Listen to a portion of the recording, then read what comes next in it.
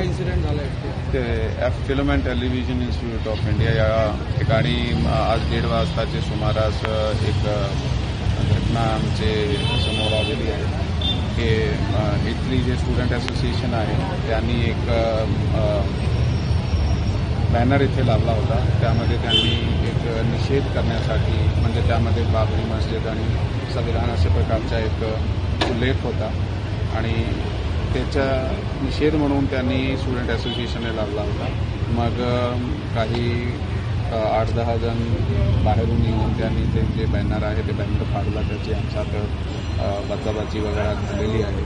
मग काही हातापायी झाली किंवा हे तपासाच्या पुढे मुद्दा आहे आमचं चालू आहे तपास आणि त्याबद्दल कायदेशीर जे आहे आता कारवाई करण्यात येणार आहे. तशा प्रकारे आता आम्ही त्याच्याकडून विचारपूस करीत आहोत आणि जसे प्रकारे तक्रार दिली जाईल आणि कायदेशीर आम्ही करणार आहे. थँक्यू.